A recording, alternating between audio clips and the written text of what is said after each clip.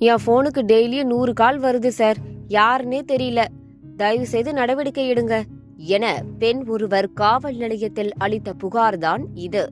போலீசார் நடத்திய விசாரணையில் அந்த பெண்ணுக்கு காத்திருந்த அதிர்ச்சி தகவல் நம்மையே ஒரு நிமிடம் கிறுகிறுக்கத்தான் வைத்தது.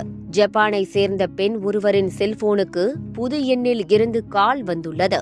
அந்த அழைப்பை ஏற்றதும் எதிர்முனையில் இருந்தவர் எதுவும் பேசாமல் இருந்துள்ளார். பின்னர் அழைப்பை துண்டித்துள்ளார். சிறிது நேரம் கழித்து மீண்டும் கால் செய்துள்ளார் அந்த நபர். அந்த பெண் அழைப்பை ஏற்றதும் எதுவும் பேசாமல் துண்டித்துள்ளார். இப்படியே ஒரு நாளைக்கு 100 முறை கால் செய்வதும் பின்னர் அழைப்பை துண்டிப்பதுமாக இருந்து வந்துள்ளார் அந்த நபர். இந்த சம்பவம் குறித்து முதலில் தனது கணவரிடம் அந்த பெண் கூறியுள்ளார்.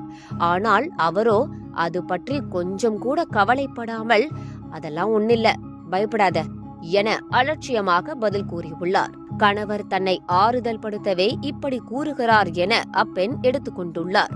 இதனையடுத்து புது புது எண்களில் இருந்து யார் அழைப்பது என்று தெரியாமல் குழம்பியிருந்தார். அதே சமயம் தனக்கு வரும் அழைப்பு குறித்து தீவிரமாக கவனிக்க தொடங்கியுள்ளார்.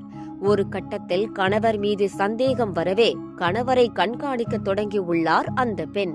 வா தம்பி வா, வசமா மாட்டிக்கிட்டியா என்பதை போல அப்பெண்ணின் கணவர் வீட்டில் உறங்கிக் கொண்டிருக்கும் போது செல்போன் அழைப்புகள் வராமல் இருந்துள்ளது.